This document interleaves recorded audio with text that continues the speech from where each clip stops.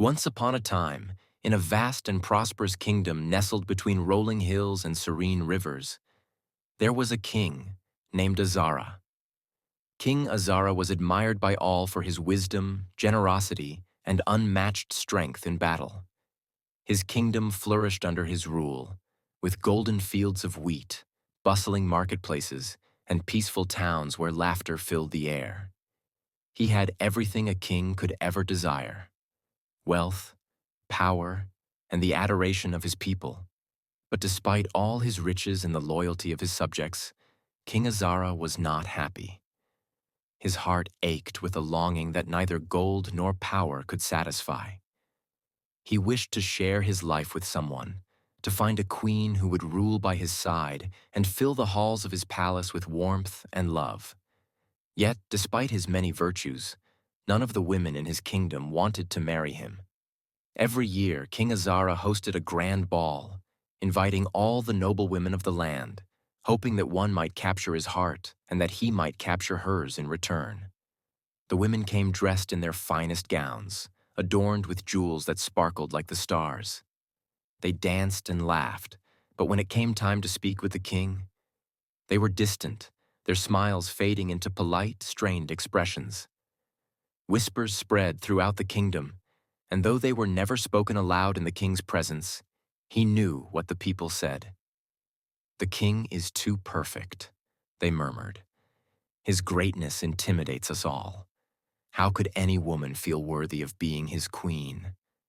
How could any love flourish in the shadow of such a towering figure?" King Azara heard these whispers and felt their sting deeply.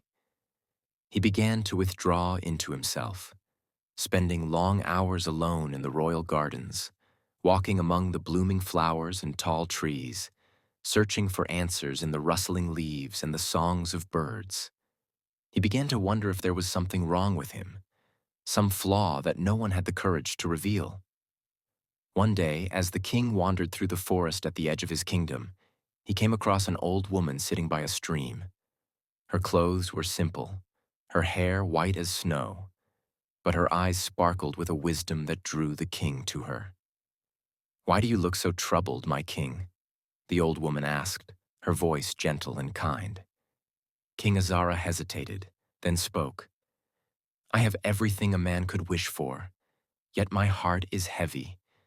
None of the women in my kingdom wish to marry me, and I do not know why." The old woman smiled softly. "The answer lies not in your power or wealth, but in your heart. You are a great king, but the women of your kingdom do not need a great king.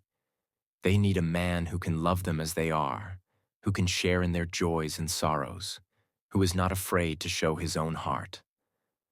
King Azara sat beside the old woman, listening intently. "But how do I show them my heart?" he asked. "Remove your crown, my king," she replied. "Leave behind the weight of your title and the burden of your greatness. Go among your people as a man, not as a king. Let them see who you truly are, and in time, you will find someone who loves you for yourself, not for the throne you sit upon." Taking the old woman's advice to heart, King Azara returned to his palace, but he did not hold another grand ball. Instead, he began to travel,